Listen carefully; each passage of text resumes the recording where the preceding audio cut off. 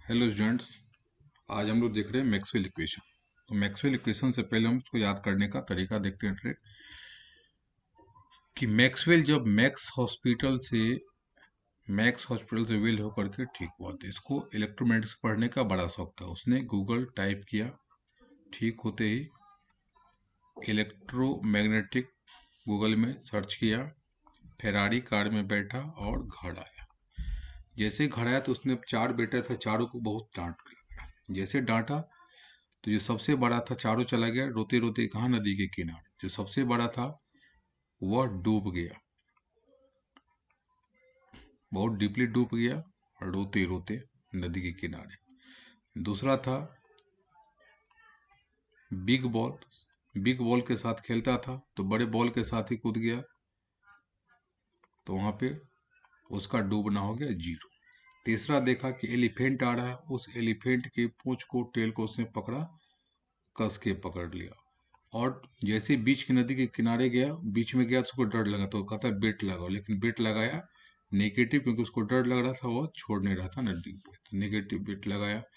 चौथा भाई था, वो सोचा कि सब भाई डूब जाएगा तो एंजॉय कौन करेगा, हम तो इसे भी डांट सुनते हैं। तो एक हॉर्स आ रहा था, उस पे वो कस के बैठा और बोला जियो शान से चलते हैं डेट पे।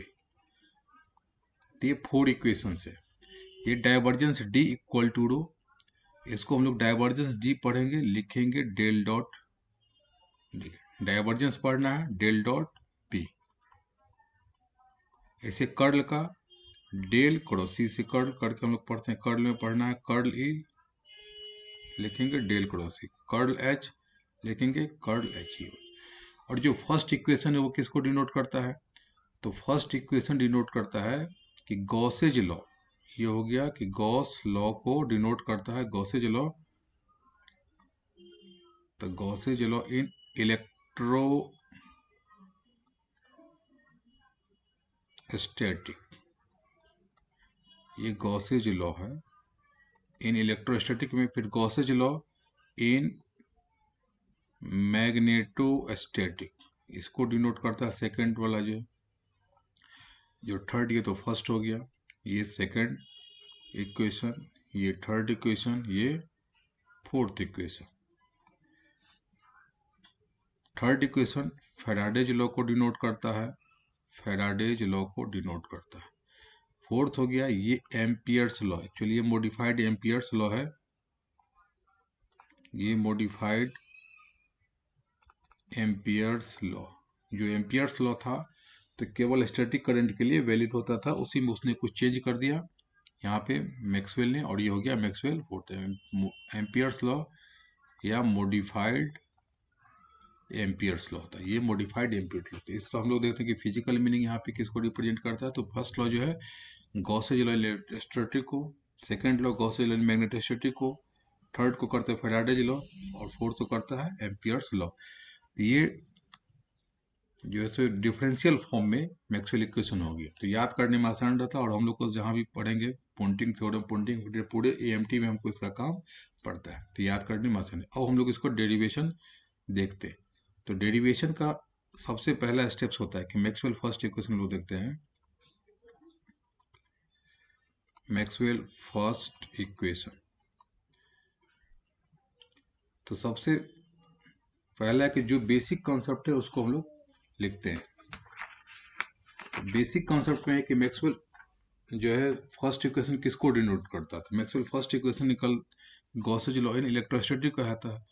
तो उसका गॉसेज लॉ ये कहता है इलेक्ट्रोस्टैटिक में कि जो इलेक्ट्रिक फ्लक्स होता है, ये इलेक्ट्रिक फ्लक्स इक्वल टू होता है कि charge enclosed upon epsilon not.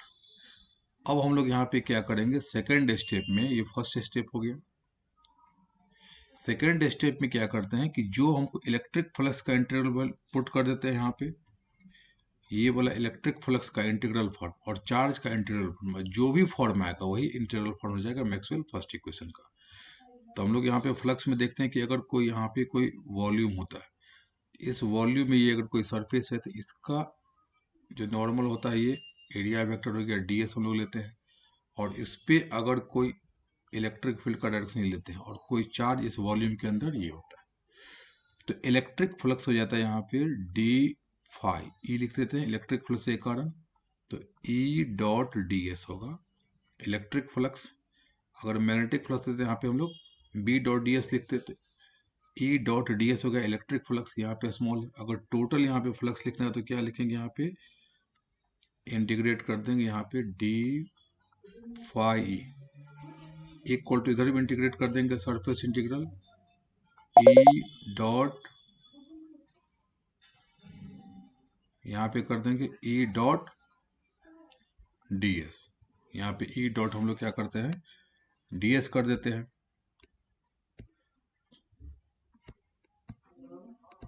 तो जैसे यहाँ पे ई डॉट डी एस हम लोग कर देते हैं यहाँ पे, तो ये हो जाएगा इलेक्ट्रिक फ्लक्स। तो यहाँ पे हम लोग इलेक्ट्रिक फ्लक्स का ये लिख देते हैं कि ये phi E electric flux equal to हम लोग लिखते हैं यहाँ पे ई डॉट डी एस, और इसको यहाँ पे सरफेस स्मॉल के लिए, पूरा सरफेस के लिए हम लोग क्या करते हैं यहाँ पे इंटीग्रेट करते हैं, सरफेस इंटीग्रल लगा देते हैं। ये इक्वेशन इसको हम लोग लेते हैं फाई, और Q का वैल्यू कितना होता है यहाँ पे, जो Q इक्वल टू होता है, तो वॉल्यूम के अंदर है चार्ज, तो रो हो गया यूनिट वॉल्यूम में, डीवी वॉल्यूम में डीवी लेते हैं, और टोटल वॉल्यूम में हम लोग इंटीग्रेट करते हैं, रो डीवी हो जाए। तो इस Q का फाई का और Q का वैल्यू पुट कर देंगे इस इक्वेशन में, अगर चाहे तो हम इक्वेशन यहाँ पे 1 ले लेते हैं, इसका इक्वेशन 1, इस इक्वेशन में वैल्यू पुट करते हैं, जो भी वैल्यू आएगा वही मेरा इंटीग्रल फॉर्म हो जाएगा। तो यहाँ पे जो वैल्यू पुट करेंगे तो यह आ जाएगा surface integral E dot D S equal to, अब यहाँ पे 1 upon epsilon not volume integral rho D V, इसको हम लोग या चाहे तो हम लोग यहाँ पे रो, ये तो एप्सिलॉन नॉट कांस्टेंट होता है, इसको हम लोग इंटीग्रल के अंदर ले आते हैं, तो ये रो अपॉन एप्सिलॉन नॉट, और ये हो जाएगा डी वी हो जाएगा। तो ये जो डी वी आएगा ये आ जाएगा वॉल्यूम इंटीग्रल आ गया। तो ये जैसे वॉल्यूम इंटीग्रल आ गया, अब यहाँ पे ये हो गया इसका इंटीग्रल फॉर्म, ये हो गया इंटीग्रल फॉर्म किसका, मैक्सवेल फर्स्ट इक्वेशन का। ये मैक्सवेल फर्स्ट इंटीग्रल फॉर्म आ गया। तो हम लोग क्या करते हैं डिफरेंशियल फॉर्म में, जो मेरा स्टोरी है वही काम करता है अपना, कि डूब जाता है डीपली रोते रोते। तो यहाँ पे क्या करते हैं, रो अपॉन एप्सिलॉन नॉट हो गया। अब इसको हम लोग दोनों तरफ इंटीग्रल इक्वल कर देंगे। डिफरेंशियल फॉर्म निकालने के लिए क्या करेंगे, दोनों तरफ, यहाँ पे ये सरफेस इंटीग्रल है, यहाँ पे वॉल्यूम है, तो दोनों तरफ क्या करेंगे इंटीग्रल को हम लोग इक्वल कर देते हैं। तो अब यहाँ पे गॉस डाइवर्जेंस थ्योरम का यूज करते हैं यहाँ पे। तो हम लोग यहाँ पे जो है ये सरफेस इंटीग्रल है, कितना इसको लिख लेते हैं यहाँ पे, surface integral E dot D S है। तो ये सरफेस इंटीग्रल ई डॉट यहाँ पे डी एस है, और ये इक्वल टू था volume integral rho upon epsilon not D V. देखिए ये भी एकदम सेम स्टेटमेंट है, ये फर्स्ट जैसा ही एकदम यही कॉन्सेप्ट है, लेकिन हम लोग क्या करते हैं टाई कोड पहना के थोड़ा इंटीग्रल फॉर्म में लिखते हैं, लगता है कि डिफरेंट कॉन्सेप्ट यही जो पहले इक्वेशन थी, इंटीग्रल फॉर्म हो गया। अब डिफरेंशियल फॉर्म में हम लोग क्या करेंगे, गॉस डाइवर्जेंस इक्वेशन का यूज करते हैं। अब फ्रॉम गॉस डाइवर्जेंस थ्योरम, तो गॉस डाइवर्जेंस थ्योरम से हम लोग क्या करते हैं यहाँ पे कि सरफेस इंटीग्रल को वॉल्यूम इंटीग्रल में कन्वर्ट करते हैं। तो जो भी यहाँ पे लिखेंगे वहाँ पे सरफेस से वॉल्यूम करेंगे तो डेल डॉट आ जाता है, तो डेल डॉट आ जाएगा। अब यहाँ पे ई डॉट डी एस, तो यहाँ पे डेल डॉट ई आ जाएगा, जैसे ये यहाँ पे ई आ जाएगा डेल डॉट ई, और ये हो जाएगा डी वी वॉल्यूम इंटीग्रल। इसका अब हम लोग यूज करेंगे कहाँ पे, इस इक्वेशन में। ये इक्वेशन कौन सा था, ये इक्वेशन हम लोग 1 था, इसको 2 ले लेते हैं, इसको 3 ले लेते हैं, इसको इक्वेशन 4 कर लेते हैं। इस इक्वेशन 4 को हम लोग यहाँ पे इसमें यूज करते हैं। ये इक्वेशन 4 था, तो अब ये आ जाएगा volume integral del dot E, ये हो गया D V equal to volume integral rho upon D V. अब यहाँ पे देखिए जब दोनों इंटीग्रल इक्वल है तो ये इंटीग्रांड कहते हैं इसको, ये होता है इंटीग्रांड। तो ये इंटीग्रांड भी दोनों इक्वल होगा, इसका मतलब यहाँ पे del dot E equal to rho upon epsilon not, यही हो गया डिफरेंशियल फॉर्म। लेकिन हम लोग तो स्टोरी फॉर्म में लिखते हैं, यहाँ भी लिख सकते हैं। तो इक्वल टू यहाँ पे डेल डॉट एप्सिलॉन नॉट से मल्टीप्लाई करते तो यहाँ पर ये कितना हो जाएगा, ये इंटू एप्सिलॉन नॉट, ये तो कैंसिल आउट हो जाएगा, और epsilon not equal to the displacement vector, तो ये इक्वल टू रो, तो ये हो जाएगा divergence D equal to rho, डूब जाता है रोते रोते, इसको बोलते हैं डिस्प्लेसमेंट वेक्टर। डिस्प्लेसमेंट वेक्टर हो गया, और ये इक्वल टू होता है epsilon not E free space में। अगर कोई मीडियम लेंगे तो यहाँ पे एप्सिलॉन ई कर देंगे। तो हम लोग यहाँ पे एप्सिलॉन नॉट ई लिखे या एप्सिलॉन ई लिखे। तो यहाँ पे हमने शुरू में एप्सिलॉन नॉट लिया था, तो इसलिए यहाँ पे एप्सिलॉन नॉट लिए। तो ये तो हो गया फर्स्ट इक्वेशन। तो इस फर्स्ट इक्वेशन से हम लोग लिख लिए। अब सेकंड इक्वेशन हम चलते हैं। सेकंड इक्वेशन का बेसिक कॉन्सेप्ट क्या था, तो सेकंड इक्वेशन है मैग्नेटोस्टैटिक का, और रिप्रेजेंट करता है किसको, मैग्नेटोस्टैटिक का। तो ये हम लोग देखते हैं मैक्सवेल्स सेकंड इक्वेशन। तो मैक्सवेल सेकंड इक्वेशन है कि मैग्नेटोस्टैटिक को डिनोट करता है। तो मैग्नेटोस्टैटिक का सेकंड है कि वही इसमें भी total electric flux equal to कितना होता है, यहाँ पे 0 होता है। Total electric flux 0। तो किसी भी यहाँ पे क्लोज्ड सरफेस है, फिर यहाँ पे अगर कोई मैग्नेटिक फील्ड था B, यहाँ पे इधर D ले लेते हैं DS, और ये मैग्नेटिक फील्ड B, तो यहाँ पे B dot DS equal to कितना हो जाएगा, magnetic flux phi D phi हो जाएगा अगर स्मॉल लिए है तो। और पूरा अगर इंटीग्रेट करेंगे तो अगर 5 इक्वल टू कितना हो जाएगा, यहाँ पे इंटीग्रेट कर देंगे B डॉट DS, ये हो जाएगा फ्लक्स। तो ये गॉसेज लॉ मैग्नेटोस्टैटिक का कहता है कि नेट जो मैग्नेटिक फ्लक्स होता है, कि net magnetic flux equal to 0 होता है। किसी भी क्लोज्ड सरफेस से यहाँ पे मैग्नेटिक फ्लक्स 0 होता है, क्योंकि यहाँ पे हम लोग जब इसके अंदर कोई रखते हैं पोल, तो नॉर्थ पोल और यहाँ पे साउथ पोल, तो जितना फ्लक्स आउटसाइड जाता है उतना ही क्या होता है, यहाँ पे आता है। तो out going flux equal to होता है इनकमिंग फ्लक्स हो जाता है। तो टोटल फ्लक्स इक्वल टू हमेशा 0 होता है क्लोज्ड सरफेस में। कोई क्लोज सरफेस होता है तो यहाँ पे जितना आउट होता है उतना ही इन होता है, तो नेट फ्लक्स इक्वल टू 0, यहाँ पे मैग्नेटिक फ्लक्स। अब यहाँ पे फिर इस इक्वेशन को अगर हम लोग यहाँ पे 1 ले लेते हैं, अब मैग्नेटिक फ्लक्स कितना हो जाएगा, तो ये जो हम लोग इंटीग्रल फॉर्म देते हैं कि magnetic flux equal to B dot DS होता है सरफेस इंटीग्रल, इसका वैल्यू पुट कर देंगे तो जो भी फॉर्म आएगा B डॉट DS, यही हो गया इंटीग्रल फॉर्म। जो इक्वेशन 1 है उसी का एकदम इंटीग्रल फॉर्म है, सेम कॉन्सेप्ट, केवल फॉर्म चेंज है, इंटीग्रल फॉर्म। जो सबको लगे बहुत टफ डिफरेंट हमने लिख दिया, वैसे भी सिंपल लिखेंगे समझेगा कि सिंपल नहीं है, तो इसीलिए हम लोग इसको थोड़ा सा चेंज करते हैं। तो यह आ जाएगा surface integral B dot DS। अब इंटीग्रल फॉर्म हम लोग लगाना डिफरेंशियल वाला फॉर्म, तो डिफरेंशियल के लिए क्या चाहिए हमको, डेल वाला पार्ट चाहिए। तो डेल वाले पार्ट के लिए हम लोग क्या करते हैं, फिर इसको गॉस डाइवर्जेंस थ्योरम लगाते हैं। गॉस डाइवर्जेंस थ्योरम लगाने के बाद उसको हम लोग सरफेस को वॉल्यूम में कन्वर्ट कर लेते हैं और फिर इक्विवेलेंट करते थे। यहाँ पे हम लोग लगाते हैं गॉस डाइवर्जेंस थ्योरम। फिर देखिए फ्रॉम गॉस डाइवर्जेंस थ्योरम, तो गॉस डाइवर्जेंस थ्योरम से है कि फिर सरफेस इंटीग्रल इसको क्या करेंगे, वॉल्यूम इंटीग्रल में करेंगे। तो जैसे सरफेस से वॉल्यूम में आता है तो यहाँ पे होता है डेल डॉट लग जाता है। अब यहाँ पे है B, तो यहाँ पे हो जाएगा B। अब यहाँ पे सरफेस DS था, B डॉट DS, अब ये कितना हो जाएगा, वॉल्यूम इंटीग्रल DV। तो इसका हम लोग यूज करेंगे वहाँ पे। अब यहाँ पे कितना था सरफेस में, डेल डॉट BS, इसके प्लेस हम लोग लिखते हैं यहाँ पे और volume integral del dot V, और ये हो जाएगा DV इक्वल टू 0। अब चूंकि इंटीग्रल 0 है तो इंटीग्रांड भी 0 हो जाएगा, इसलिए del dot V equal to यहाँ पे जीरो। तो यही था डीवी या divergence B equal to zero, जो स्टोरी में था कि बिग बॉल के साथ डूबता है, डूबना हो जाता है जीरो। तो ये इक्वेशन हो जाएगा इसमें, ये इक्वेशन जो है डूबना जीरो इक्वेशन हो गया सेकंड इक्वेशन।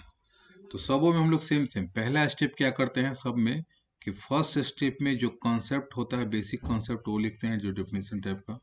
सेकंड स्टेप क्या करते हैं दोनों का जो होता है इंटीग्रल फॉर्म लिखते हैं, इंटीग्रल पार्ट लिखते हैं, जो भी फॉर्म आता है इंटीग्रल आता है। थर्ड स्टेप में हम क्या करते हैं कि वहाँ पे इंटीग्रल इक्वल कर देते हैं, दोनों का इंटीग्रल इक्वल कर देते हैं। और फोर्थ स्टेप में इंटीग्रांड इक्वल करने के बाद जो भी फॉर्म आता है वो मेरा डिफरेंशियल फॉर्म आ जाता है, ये डिफरेंशियल फॉर्म आ जाता है। तो सबों में पहले में देखें फर्स्ट इक्वेशन में, सेकंड इक्वेशन में, थर्ड इक्वेशन में भी सेम पैटर्न है, मैक्सवेल थर्ड इक्वेशन। अब यहाँ पे हम लोग देखेंगे मैक्सवेल्स थर्ड इक्वेशन। अब यहाँ पे मैक्सवेल थर्ड इक्वेशन, तो मैक्सवेल थर्ड इक्वेशन किसको डिनोट करता है, तो फैराडेज लॉ को डिनोट करता है। और फैराडेज लॉ क्या कहता है कि ईएमएफ जो होता है, ये ईएमएफ इक्वल टू है कि रेट ऑफ चेंज ऑफ जो होता है मैग्नेटिक फ्लक्स के रेट ऑफ चेंज होता है। यहाँ पे del phi upon del T लिखते हैं, यहाँ पे माइनस। तो यहाँ पे डेल फाइव डी टी लिखिए या डी अपॉन डी टी, अगर वन ऑपरेटर तो डेल लिखे या टोटल डेरिवेटिव डी लिखते हैं। तो हम जनरली डेल लिखते हैं, जब नीड होगा तो हम यहाँ पे डी कर देंगे। तो minus del phi upon del D. तो मैं यहाँ पे फैराडेज लॉ के अकॉर्डिंग होता है यहाँ पे EMF equal to minus del phi upon del T. तो ये हो जाएगा डेल फाइव क्या है, मैग्नेटिक फ्लक्स है, तो rate of change of magnetic flux है। और ये जो नेगेटिव डायरेक्शन है ये किसके अकॉर्डिंग है, लेंज लॉ के अकॉर्डिंग होता है। तो ईएमएफ इक्वल टू, अब ये जो होता है ईएमएफ, तो जैसे हमने लिखा था ई डॉट डी एस था इलेक्ट्रिक फ्लक्स, सिमिलरली यहाँ पे अगर हम लोग यहाँ पे ईएमएफ निकालते हैं तो जैसे ये कोई लाइन इंटीग्रल होता है तो ई डॉट डी एल होता है। जैसे यहाँ पे हमने लेंथ ले लिया है और यहाँ पे अगर इलेक्ट्रिक फील्ड के कारण होता है यहाँ पे, तो ई डॉट डी एल करके अगर कोई डायरेक्शनल होता है डिफरेंट करके सपोज कीजिए, या कोई वाइड ऐसे करके क्लोज्ड पाथ ला लेते हैं, ये लेंथ हमने डी एल ले लिया और इसका डायरेक्शन ये होता है। तो ये क्लोज्ड इंटीग्रल लेते हैं हम लोग, और ये होता है ई डॉट डी एल या ई डॉट डी एल, हमने यहाँ पे डी एल लिया था। E M F equal to होता है ई डॉट डी एल। अब ये E dot D L equal to यहाँ पे लाइन इंटीग्रल एल या सी बहुत लोग लिखते हैं, हम यहाँ पे एल लिख देते हैं, क्लोज इंटीग्रल यहाँ पे एल। अब माइनस इक्वल टू हो जाएगा यहाँ पे ये ईएमएफ इक्वल टू हो जाएगा, और del phi upon del T का वैल्यू हमने निकाला था यहाँ पे del phi upon del T, और इसका हमने इससे पहले दिखा है del phi equal to magnetic flux कितना हो जाएगा, तो ये डेल फाइव का हो जाता है बी डॉट डी एस, ये हो जाएगा B dot D S surface integral. तो दोनों तरफ इंटीग्रल हमने इसका भी इंटीग्रल रख दिया, इसका भी इंटीग्रल रख दिया, तो जो भी फॉर्म आ गया ये हो जाएगा इंटीग्रल फॉर्म। ये हो गया इंटीग्रल फॉर्म, यहाँ से यहाँ तक हो गया ये इंटीग्रल फॉर्म किसका, तो मैक्सवेल थर्ड इक्वेशन का हो गया। अब ये डेल अपॉन डेल टी और इंटीग्रल को हम लोग इंटरचेंज कर सकते हैं, दोनों ऑपरेटर है। इसको चाहे तो यहाँ पे हम लिख ही सकते हैं, यहाँ पे ये इक्वल टू कितना हो जाएगा कि माइनस इंटीग्रल करते हैं यहाँ पे del B upon del T कर लेते हैं, del B upon del T, और ये अगर चाहिए तो माइनस को भी हम उधर अंदर ही रख देते हैं। तो माइनस यहाँ पे आ गया minus del B upon del T, और ये हो जाएगा डी एस। ये कौन सा इंटीग्रल था, तो ये इंटीग्रल है सरफेस इंटीग्रल। तो ये फॉर्म हो गया इंटीग्रल फॉर्म। अब हमको क्या करना है, डिफरेंशियल फॉर्म के लिए दोनों इंटीग्रल, यहाँ पे ये लाइन इंटीग्रल है एलएचएस में, ये हो गया लाइन इंटीग्रल, ये सरफेस इंटीग्रल। तो हम लोग यहाँ पे जो है उसको चेंज करेंगे, दोनों इंटीग्रल को हम लोग यहाँ पे चेंज करते हैं। अब लाइन इंटीग्रल और यहाँ पे हम लोग क्या करते हैं, स्टोक्स कर्ल थ्योरम का यूज करते हैं। अब जैसे हम लोग यहाँ पे यूज करेंगे using Stokes curl theorem, Stokes curl, नाम ही से कर्ल वाला हमें तो कर्ल वाला टर्म आएगा, मतलब डेल क्रॉस। तो जैसे यहाँ पे लाइन इंटीग्रल, इसको हमको करना है सरफेस, जैसे लाइन से सरफेस में कर्ल टर्म आएगा मतलब डेल क्रॉस आ जाएगा, ये डेल क्रॉस आएगा। अब यहाँ पे जे है ई वाला, तो ये भी कितना आ जाएगा, ई टर्म आ जाएगा। ये था line integral E dot D L, यहाँ था line integral E dot D L, तो ये हो जाएगा डेल क्रॉस ई, सरफेस इंटीग्रल तो ये हो जाएगा डी एस। अब इसका हम लोग वैल्यू पुट कर देंगे कि यहाँ पे LHS वाले में, तो जैसे वैल्यू पुट करेंगे तो LHS में कितना हो जाएगा, ये देखिए LHS में आ जाएगा surface integral del cross E D S, और ये इक्वल टू, और ये यहाँ पर कितना सरफेस इंटीग्रल में, ये सरफेस इंटीग्रल है minus del V upon del T, और ये कितना था डी एस करके। तो दोनों इंटीग्रल इक्वल है, इसका मतलब ये इंटीग्रांड इक्वल हो जाएगा ये वाला पार्ट। तो हम लोग लिख सकते हैं यहाँ पे curl E equal to minus del V upon del T. तो ये था कर्ल ई इक्वल टू, मतलब एलिफेंट का पूंछ पकड़ के नेगेटिव वेट लगाता है। तो ये इक्वेशन थर्ड बना। फिर देखिए इसमें हमने क्या किया, सेम स्टेप, पहला स्टेप कॉन्सेप्ट, दूसरा स्टेप ईएमएफ का इंटीग्रल फॉर्म, यहाँ पे जो भी था फ्लक्स का उसका यहाँ पे आ गया इंटीग्रल फॉर्म, दोनों का वैल्यू पुट कर दिया, जो भी वैल्यू आ गया दोनों इंटीग्रल फॉर्म में आ गया। उसके बाद दोनों इंटीग्रल को हमने इक्वल कर दिया, तो यहाँ लाइन था एक तरफ सरफेस था, तो हमने इसको दोनों को सरफेस में कन्वर्ट कर दिया, क्योंकि हमको डेल वाला पार्ट चाहिए था। तो डेल वाला पार्ट के लिए मान डिफरेंस पार्ट में डेल क्रॉस वाला या डेल डॉट वाला चाहिए था, तो हमने यहाँ पे लाइन इंटीग्रल दोनों को इक्वल कर दिया, दोनों इंटीग्रांट इक्वल कर दिया, जो भी फॉर्म आया वह मेरा आ गया डिफरेंशियल फॉर्म में आ जाता है।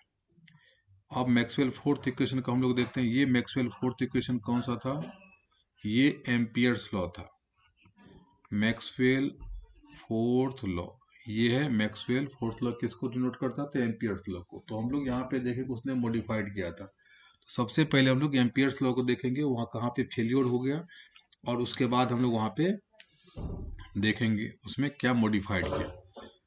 तो फिर सेम पैटर्न, यहाँ पे जैसे EMF इक्वल टू था, तो यहाँ पे है इसका MMF equal to, Ampere's law होता है मैग्नेटोमोटिव फोर्स, मैग्नेटोमोटिव फोर्स और यहाँ पे इक्वल टू ये है, जिसमें इलेक्ट्रोमोटिव फोर्स था, ये है मैग्नेटोमैटिक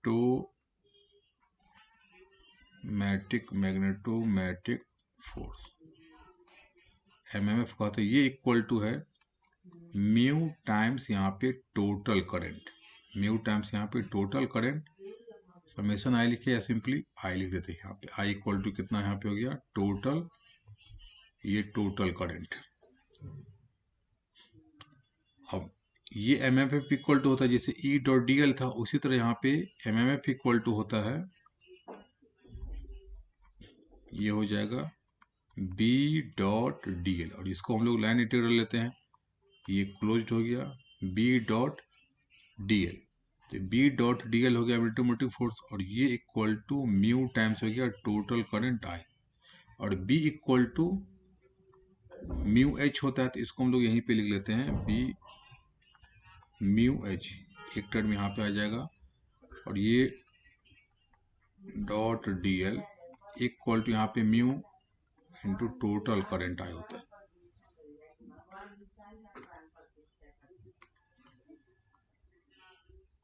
तो ये हो गया म्यू आई, टोटल करंट हो गया। अब यहाँ पे ये म्यू और म्यू को हम लोग कैंसिल आउट करते हैं, तो अब मेरे पास आ गया यहाँ पे लाइन इंटीग्रल जो है, line integral H dot D L equal to ये करंट हो गया टोटल करंट हो गया।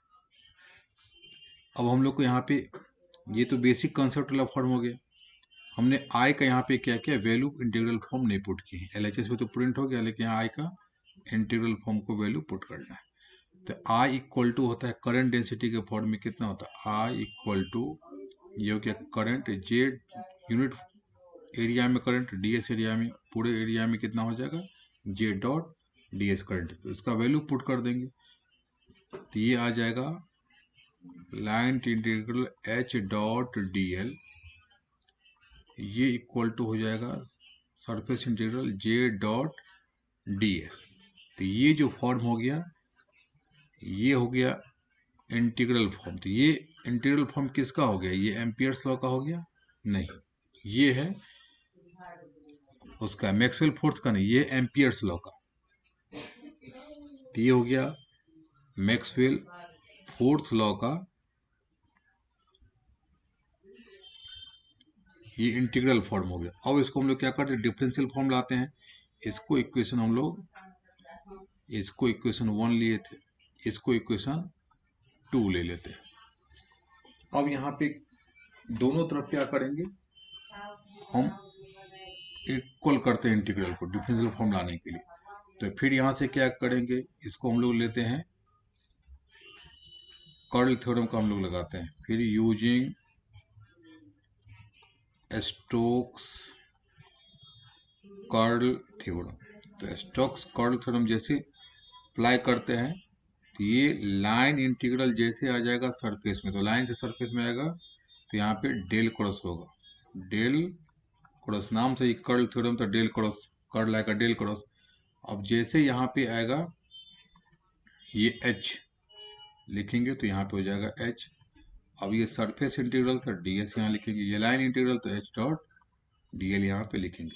अब ये वाला पार्ट जो है हम लोग यूज कर देंगे किस में, इक्वेशन 2 में। इसको हम लोग चाहेंगे तो इक्वेशन 3 लिख सकते हैं, इक्वेशन 3 को यूज करते हैं इक्वेशन 2 वाले में। तो अब यहाँ पे LHS कितना हो जाएगा, ये वाला पार्ट हो जाएगा surface integral del cross H, ये ds हो गया। और ये इक्वल टू RHS कितना था, ये वाला पार्ट था RHS j डॉट ds, तो हम लोग लिखते हैं यहाँ पे सरफेस इंटीग्रल था j डॉट ds था। अब यहाँ पे देखते हैं कि ये अगर इंटीग्रल इक्वल तो इंटीग्रांड भी इक्वल हो जाएगा, ये वाला पार्ट, तो ये आ जाएगा del cross H equal to G. तो ये जो पार्ट है, ये इक्वेशन कौन सा था, अभी 3 था, इस इक्वेशन को हम लोग लेते हैं 4। तो ये डिफरेंशियल फॉर्म, ये कौन सा है, तो ये एम्पियर्स लॉ भी चल रहा है, ये एम्पियर्स लॉ का डिफरेंशियल फॉर्म। और ये भी जो था, ये भी एम्पियर्स लॉ, ये इंटीग्रल फॉर्म, ये एम्पियर्स लॉ, एम्पियर्स लॉ का चल रहा है अभी इंटीग्रल फॉर्म। अब यहाँ पे देखते हैं कि यहाँ पे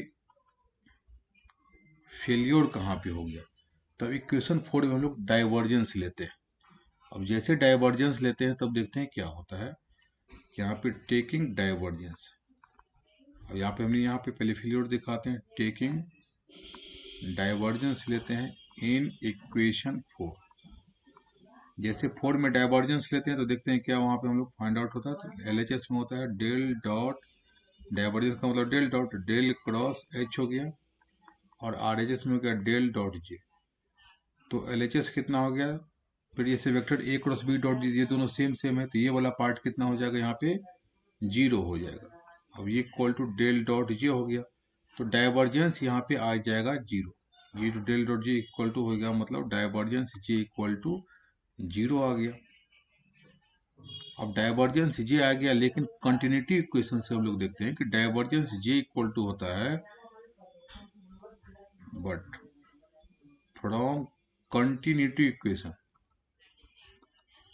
ये कंटिन्यूटी इक्वेशन से हम लोग देखते हैं कि डाइवर्जेंस जे जो है ये इक्वल टू होता है कि minus del rho upon del T. ये मतलब करंट डेंसिटी, तो करंट डेंसिटी जितना बाहर जाएगा उतना ही जो उसके अंदर वॉल्यूम चार्ज होगा डिक्रीज होगा, ये कंटिन्यूटी इक्वेशन था। यहाँ पे रो क्या, ये भी चार्ज ही है लेकिन वॉल्यूम चार्ज नहीं, केवल फॉर्म चेंज है। जैसे हम लोग क्यू लिखते हैं सिंपली, वैसे यहाँ पे रो है, वॉल्यूम चार्ज डेंसिटी के फॉर्म में, तो ये होता है। अब इसके अकॉर्डिंग अगर ये हम कांस्टेंट होता है तो ये तो इक्वेशन यहाँ पे 0 करके है। अब जैसे यहाँ पे ये वाला पार्ट 0 आ गया तो ये इक्वल टू आ जाएगा del rho upon del T, minus del rho upon del T. तो जैसे हम लोग यहाँ पे रो लेते हैं तो रो इक्वल टू यहाँ पे आ जाता है कांस्टेंट आ जाता है। तो इसका मतलब यह जो केवल फिक्स जो वैलिड है, किसके लिए वैलिड हो गया, यहाँ पे एसटीडी करंट के लिए वैलिड है। यहाँ पे 0 हो गया, यह वैलिड है केवल किसके लिए, जो एसटीडी करंट, ये हो गया एसटीडी करंट, तो ये एसटीडी करंट के लिए वैलिड है। इसका मतलब जो टाइम के साथ वेरी करता है वह उसके लिए वैलिड नहीं होता। यहीं पे यहाँ पे मैक्सवेल वो फेल कर गया था।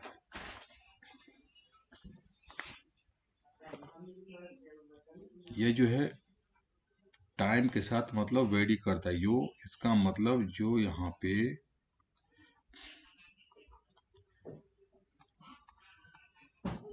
टाइम वेरिएबल, टाइम के साथ जो वेरी करता है, टाइम वेरिएबल जो टाइम के साथ वेरी करता है वह इसको सेटिस्फाई नहीं करता, मतलब उसके लिए वैलिड नहीं होता है। इसको हम लोग कहते हैं, जैसे नॉन स्टेडी करंट कह सकते हैं। एक स्टेडी करंट हो गया नॉन स्टेडी करंट, जो टाइम के साथ वेरी करता है, नॉन स्टेडी करंट के लिए वैलिड नहीं होता, तो यहाँ पे फेलियर हो गया। जबकि जनरल फॉर्म के लिए सबके लिए होना चाहिए, जो टाइम के साथ वेरी करता है उसके लिए भी, जो टाइम के साथ वेरी नहीं करता उसके लिए भी। बस उसने यहीं पे थोड़ा सा चेंजेस कर दिया, तो उसने एक नया कॉन्सेप्ट दिया कि जो करंट हम लोग यूज लेते हैं वह करंट केवल एक ही होता है अभी तक जो उसने लिया था। तो उसने एक नया कॉन्सेप्ट दिया, क्या दिया, मैक्सवेल दिया न्यू कॉन्सेप्ट।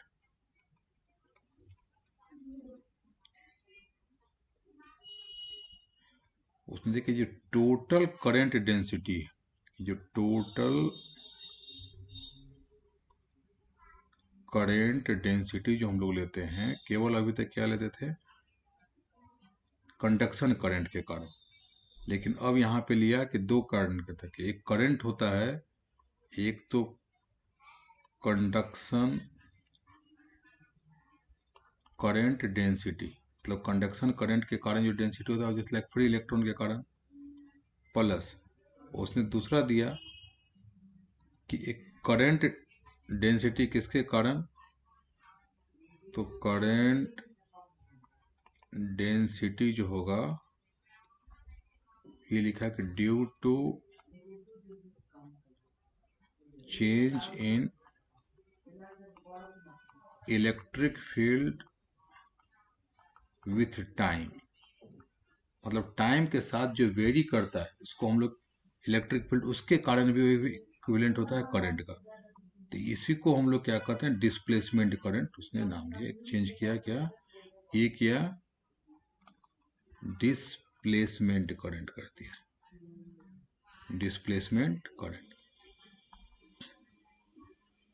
इसका मतलब ये जो टोटल करंट डेंसिटी था, तो एक तो current density J equal to, एक हो गया कंडक्शन करंट डेंसिटी, और ये हो जाएगा डिस्प्लेसमेंट करंट डेंसिटी। तो ये जे डी इक्वल टू होता है del D upon del T, या डी इक्वल डिस्प्लेसमेंट, तो इसको हम लिख सकते हैं डेल अपॉन डेल टी, यहाँ पे ऑप्शन ए। तो डिस्प्लेसमेंट करंट होता है जब इलेक्ट्रिक फील्ड चेंज करता है, इलेक्ट्रिक फ्लक्स चेंज करता है टाइम के साथ। जैसे हम लोग कैपेसिटर को चार्ज करते हैं या डिस्चार्ज करते हैं, तो उसके कारण जो करंट वहाँ पे प्रोड्यूस होता है वो इक्विवेलेंट होता है करंट के, उसी को हम लोग बोलते हैं डिस्प्लेसमेंट करंट। और डिस्प्लेसमेंट करंट का केवल इस सेंस में प्रोड्यूस होता है कि अभी मैग्नेटिक फील्ड प्रोड्यूस करता है और इसका कोई कंडक्शन करने जैसा नहीं होता। तो इसने एक कॉन्सेप्ट ऐड कर दिया नया वाला, ये जेडी, और उसमें मॉडिफाइड करता, जहां जहां पे जे था उस जे का मतलब था केवल ये वाला पार्ट था कंडक्शन करंट डेंसिटी। अब वहां पे हम लोग जेडी कर देंगे तो उसने मॉडिफाइड कर दिया, होता है मैक्सवेल इक्वेशन। तो अब यहाँ पे इक्वेशन हम लोग देखते हैं कि जो ये क्वेश्चन 2 था, तो इस वाले पार्ट में जो ये करंट हम लोग लेते हैं, करंट डेंसिटी केवल कंडक्शन करंट के कारण, इसी को हम लोग यहाँ पे चेंज कर लेते हैं। अब यहाँ पे एच डॉट डी एल करके था,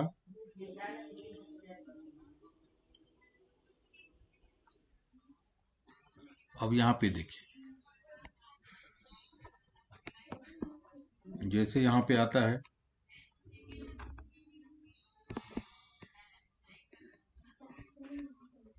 एच डॉट करके था, ये एच डॉट यहाँ पे था इक्वेशन,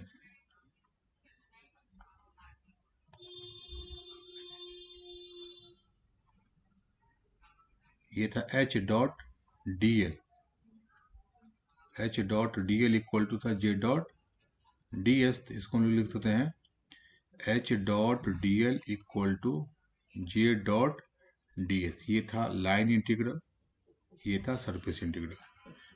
अब यहाँ पे इस जे के प्लेस में हम लोग क्या कन्वर्ट कर देंगे, ये वाला जो टर्म आ जाएगा ये लाइन इंटीग्रल। अब नया टर्म आ जाएगा यहाँ पे H dot D L equal to यहाँ पे सब J C plus J D dot D S. तो जैसे यहाँ पे एक एडिशनल टर्म होता है, ये हो जाता है मॉडिफाइड एम्पियर्स लॉ या मैक्सवेल एम्पियर या मैक्सवेल फोर्थ इक्वेशन का इंटीग्रल फॉर्म। अगर यहाँ पे हम लोग जे के प्लेस पे del D upon del T put कर देते हैं, यहाँ पे वॉल्यूम इंटीग्रल हो गया J plus del D upon del T. तो यहाँ पे जे सी लिखते हैं, जब एक ही टर्म होता है तो यहाँ पे हम लोग इसको जे भी लिख सकते हैं। तो इस फॉर्म में लिखें, या नहीं तो यहाँ पे एच डॉट डी एल करके, ये इंटीग्रल फॉर्म हो गया। अब डिफरेंशियल फॉर्म में कितना था, तो डिफरेंशियल फॉर्म हम लोग देखते हैं। ये डिफरेंशियल फॉर्म था कर्ल एच इक्वल टू जे। तो यहाँ पे कर्ल एच इक्वल टू जे जो टर्म था इसका पहला, कर्ल एच इक्वल टू जे।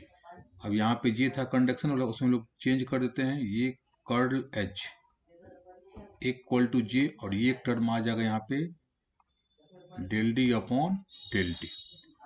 यही था J equal to J D. तो यहाँ पे अगर यहाँ पे जे सी प्लस जे डी अगर अकेले टर्म है तो इसको हम simply J plus del D upon del T लिखते हैं। तो यही मेरा स्टोरी में था कि कर्ल एच की हॉर्स पे बैठता है, कस के बैठता है, कर्ल एच मतलब यहाँ पे था ना कर्ल एच की कर्स पे बैठता है और जियो सान से चलते हैं डेट पे। तो ये हो गया मैक्सवेल फोर्थ इक्वेशन। तो ये मॉडिफाइड वाला, बिना अगर जे का है डिस्प्लेसमेंट करंट केवल और एक जे है तो हो गया एम्पियर्स लॉ। अगर दो टर्म हो गया जे के प्लेस पे तो हो गया मॉडिफाइड एम्पियर्स लॉ या मैक्सवेल फोर्थ इक्वेशन। ऐसे ही ये गया डिफरेंशियल फॉर्म हो गया मैक्सवेल फोर्थ इक्वेशन का, ये हो गया इंटीग्रल फॉर्म है एम्पियर्स लॉ का। लेकिन जैसे वहां पे हमने डिस्प्लेसमेंट करंट ऐड कर दिया तो हो जाएगा मैक्सवेल फोर्थ इक्वेशन।